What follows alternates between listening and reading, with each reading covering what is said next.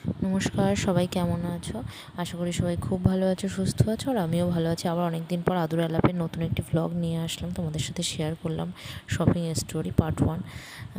সবাই পাশে থেকো, কারণ বিজি শিডিউল চলছে যে আমি ভিডিওগুলো শর্ট করে ভ্লগগুলো তোমাদের সামনে শেয়ার করতে পারছি না। আবার আসবে, ডেলি ভ্লগ আসবে, প্রত্যেক দিনের মতো ভ্লগ আসবে। প্লিজ পাশে থেকো সবাই।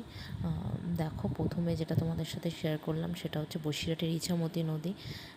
শরতের আকাশে মানে বিকেলে এত মায়াবী লাগছিল যে আমি ছবিটা না তুলে পারিনি, সেটাই তোমাদের সামনে শেয়ার করলাম।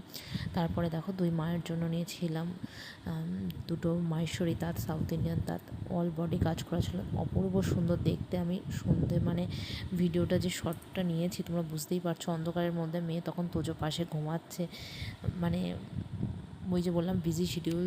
তারপর দেখো, 2 ভাইয়ের জন্য দুটো গেঞ্জি প্যান্ট নিয়েছিলাম, সেটা হচ্ছে ভাসুরের ছেলের জন্য একটা সেট নিয়েছিলাম, আর মামার ছেলের জন্য তার সাথে কতগুলো গিফট দিয়েছিল। বাচ্চাদের যেটা হয় আর কি, গিফট পেলে ওরা প্রচণ্ডই খুশি হয় জামা কাপড়ের থেকে।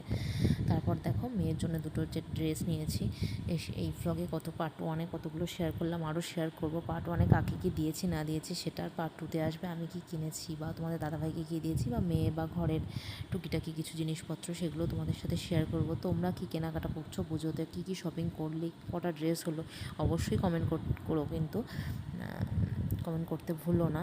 আর আসার সময় নিয়ে চলে এসেছিলাম একটু গন্ধরাজ মোমো। আজকের মতো এ পর্যন্ত।